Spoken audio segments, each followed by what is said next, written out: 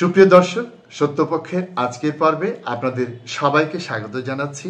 আমি শেখ বুলবুল।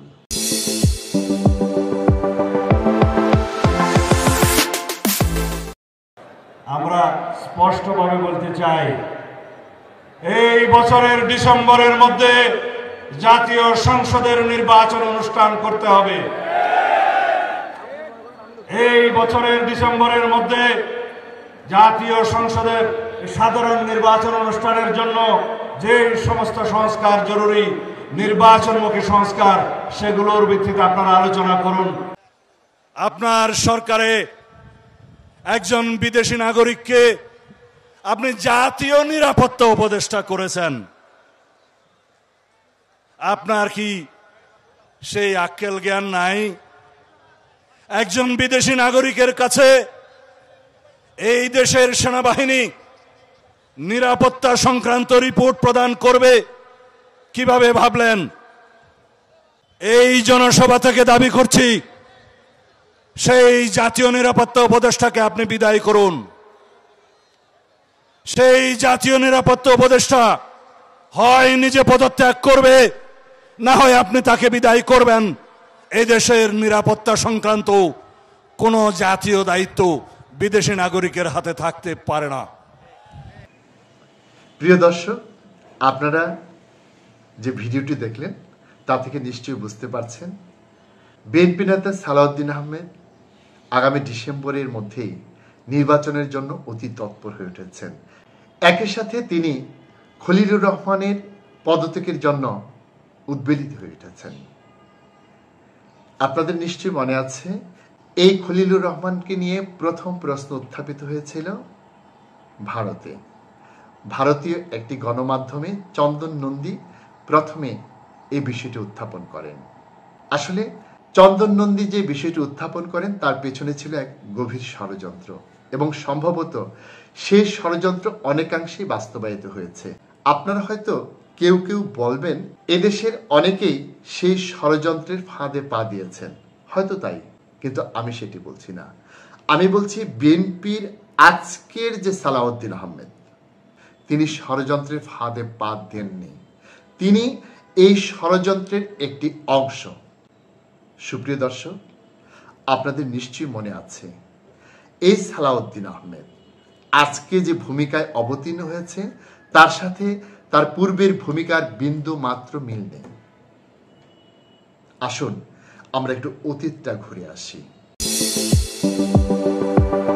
2014 সাল সরকার অত্যন্ত চতুরতার সাথে 153টি আসনে বিনা ভোটে সংসদ সদস্য নির্বাচিত করে তার ভবিষ্যৎ ক্ষমতাকে পাকাপোক্ত করে নেয়। তারপর অনুষ্ঠিত হয় এক প্রহসনের নির্বাচন, এবং সেই নির্বাচনে ইন্ধন ছিল ভারতীয় রাষ্ট্রের, এবং অবধারিতভাবেই সেখানে ভারতীয় গোয়েন্দা সংস্থা রয়ের একটি বিরাট ভূমিকা ছিল। আর আমরা জানি গোয়েন্দাদের ভূমিকা থাকে গোপন, সেটি প্রকাশ্যে আসে না। তবে প্রকাশ্যে যে লক্ষণগুলো আমরা দেখতে পাই তা থেকে অনুমান করা যায় সেখানে গোয়েন্দাদের তৎপরতা আছে কি নেই। সেই নির্বাচনে আওয়ামী লীগ বিজয়ী হওয়ার পর দেশে বিএনপি সহ অপরাপর বিরোধী দল ব্যাপক আন্দোলন গড়ে তোলে, এবং সে আন্দোলন দমানোর জন্য বাংলাদেশ আওয়ামী লীগ তথা সরকার এক ঘৃণ্য পন্থা অবলম্বন করে। অতীতে আমাদের এলাকায় প্রতিপক্ষকে ঘায়েল করার জন্য নিজের বাড়িতে আগুন দিয়ে তার বিরুদ্ধে ফৌজদারি মামলা করার যে প্রবণতা ছিল, সেটিকে আধুনিক রূপ দিয়ে আওয়ামী লীগ বিভিন্ন স্থাপনা এবং বাড়িতে আগুন দেওয়া শুরু করে, এবং সে আগুন দেওয়ার জন্য দায়ী করে বিএনপি এবং জামাতের নেতাকর্মীদের। এই জন্য তাদেরকে দায়ী করে নির্বিচারে গ্রেফতার করতে শুরু করে।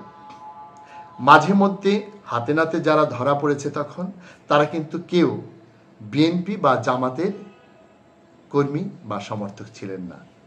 তাদের প্রায় সবাই ছিলেন যুবলীগ, ছাত্রলীগ বা আওয়ামী লীগের সদস্য। দেশি এবং বিদেশি গোয়েন্দারা এখানে যে ছক সাজিয়েছিলেন, মাঝে মধ্যে তার কিছুটা ব্যত্যয় ঘটাতেই আওয়ামী লীগ, যুবলীগ এবং ছাত্রলীগের নেতাকর্মীরা জনতার হাতে কিংবা কোথাও কোথাও পুলিশের হাতে এভাবে ধরা পড়তে থাকে। সেই আন্দোলন নস্যাৎ করার জন্য সরকার যে ব্যাপক ভিত্তিক কর্মসূচি গ্রহণ করে তার প্রেক্ষিতে বিএনপির প্রায় সব গুরুত্বপূর্ণ নেতাকে জেলে ভরে দেয়। বিএনপির শেষ মুখপাত্র ছিল রুহুল কবির রিজভী। তাকেও যখন জেলে নেওয়া হয় তখন বিএনপির মুখপাত্র হিসেবে আর কেউ ছিল না। সে সময় এগিয়ে আসে বিএনপির এই টকবকে তরুণ নেতা সালাউদ্দিন আহমেদ। অনেকটা লাদেনের মতো করে তিনি গোপন আস্তানায় থেকে একের পর এক বিবৃতি দিতে থাকে। সেই বিবৃতি দিয়ে সরকারকে তিনি অস্থির করে তোলেন। আসুন তখনকার পরিস্থিতি নিয়ে আমরা প্রধান উপদেষ্টার প্রেস সচিবের কিছু কথা শুনে নিই। শফিকুল আলম জানান, সালাউদ্দিন আহমেদকে নিরাপত্তা বাহিনী অপহরণ, নির্যাতন এবং সীমান্ত পার করে দেওয়ার কয়েক সপ্তাহ আগে থেকেই তিনি গোপন স্থান থেকে বিএনপির মুখপাত্র হিসেবে কাজ শুরু করেছিলেন। তখন আওয়ামী লীগ সরকার বিএনপির উপর ব্যাপক দমন নিপীড়ন চালাচ্ছিলেন। খালেদা জিয়াকে গুলশানের অফিসে গৃহবন্দী করে রাখা হয়েছিল। বিএনপি নেতা রিজভী গ্রেফতার হওয়ার পর সালাউদ্দিন আহমেদ যখন মুখপাত্রের দায়িত্ব নিলেন তখন তার পাঠানো বিবৃতিগুলো বিএনপির ইতিহাসে সবচেয়ে সাহসী এবং জ্বালাময়ী উল্লেখ করে অন্তর্বর্তী সরকারের এই প্রেস সচিব বলেন, বিবৃতিগুলো বিস্ফোরণ ঘটাতো, সরাসরি শেখ হাসিনার শাসন ব্যবস্থাকে চ্যালেঞ্জ জানাতো। সেই বিবৃতির ভাষা ছিল কঠিন, সরাসরি এবং বারবার লক্ষ্যে আঘাত হানত। জানিয়ে শেখ হাসিনা এতটাই ক্ষিপ্ত হয়ে উঠেছিলেন যে তিনি সালাউদ্দিন আহমেদের বিরুদ্ধে ধরপাকড়ের নির্দেশ দেন। 2015 সালে সালাউদ্দিন আহমেদকে গুম করা হয় জানিয়ে শফিকুল আলম বলেন, তার স্ত্রী হাসিনা আহমেদ একজন সাহসী নারী হিসেবে সে সময় তার স্বামীর মুক্তির দাবিতে যেভাবে লড়াই চালিয়ে গেছেন তা ছিল অভাবনীয়। সুপ্রিয় দর্শক, সেই পরিস্থিতিতে সালাউদ্দিন আহমেদের স্ত্রীর কি অবস্থা হয়েছিল আসুন সেটাও আমরা একটু দেখে আসি। কোন দেশে বসবাস করছি যেখানে একজন মানুষকে গত রাত থেকে মিসিং এবং তাকে কিভাবে কারা নিয়ে গেছে, তুলে নিয়ে গেছে, আমি সমগ্র জাতির কাছে আপনাদের মাধ্যমে বলতে চাই। তাকে গত রাত্রে 10টার সময় 6 গাড়ি লোক ওইখানে যায়, যে উত্তরার বাসায় যেখানে উনি ছিলেন, ওই বাসায় ঢুকে ওই বাসার সিকিউরিটি গার্ডকে ওনারা ডিবির পরিচয় দেয় এবং ওনাদের কার্ড দেখায়। ডিবির পরিচয় দিয়ে ওনারা উপরের তলায় উঠে যায় যেখানে উনি ছিলেন। সেখানে গিয়ে ওনারা দরজা ধাক্কায় মোটামুটি ভেঙে ফেলে বাসের ভিতরে ঢুকে যায়। ঠিক সেই মুহূর্তে উনি আমাকে কল দেন। কল দিয়ে জানায় যে আমাকে এরকম আটক করার চেষ্টা করতেছে। ঠিক এই মুহূর্তে লাইনটা ওরা কেটে ফেলে। কেটে ফেলার পরে আমি আর ওনার সাথে ট্রেস করতে পারি নাই। আমি বহুবার চেষ্টা করেছি ওনার সাথে যোগাযোগ করার, পাই নাই। বাড়ির মালিকের সাথে যোগাযোগ করার চেষ্টা করলাম, বাড়ির মালিককে আমি ধরতে পারলাম এবং বাড়ির মালিকের সাথে কথা বলে জানতে পারলাম যে ওনাকে এইভাবে ওনারা হাত বেঁধে চোখ বেঁধে তুলে নিয়ে গেছে 6 গাড়ির লোকজন। সুপ্রিয় দর্শক, সেই পরিস্থিতিতে বিএনপির চেয়ারপারসন বেগম খালেদা জিয়া কি ধরনের বিবৃতি দিয়েছিলেন, সরকারের বিরুদ্ধে কি অভিযোগ করেছিলেন আসুন সেটাও আমরা একটু দেখে আসি। র্যাবের লোকজন উঠে নিয়ে গেছে তাকে, র্যাবের কাছে সালাউদ্দিন আছে। সালাউদ্দিনের যদি কিছু হয় তাহলে কিন্তু তার পরিণতি খুব ভালো হবে না। সুপ্রিয় দর্শক, তখনকার যে সালাউদ্দিন আহমেদ এবং এখনকার যে সালাউদ্দিন আহমেদ, তার মধ্যে কি আপনারা কোনো পার্থক্য দেখতে পাচ্ছেন? সামাজিক যোগাযোগ মাধ্যমে আমরা লক্ষ্য করছি অনেকেই সেই পার্থক্য দেখতে পাচ্ছেন এবং তাদের বক্তব্য অনুযায়ী মনে হয় এই সালাউদ্দিন আহমেদ আসলে বিএনপির সেই সালাউদ্দিন আহমেদ নয়। তিনি অপহৃত হয়ে ভারতে যাওয়ার পর তারা হয়তো হানি ট্রেপে অথবা অন্য যে কোনো প্রক্রিয়ায় এমনভাবে তার মগজ ধুলাই করেছেন যে তিনি এখন দেশের স্বার্থ রক্ষার পরিবর্তে দেশের স্বার্থ বিকিয়ে দেওয়ার কাজ করছেন। এক্ষেত্রে আমরা শাকচুন্নির কার্টুনের কথা বলতে পারি।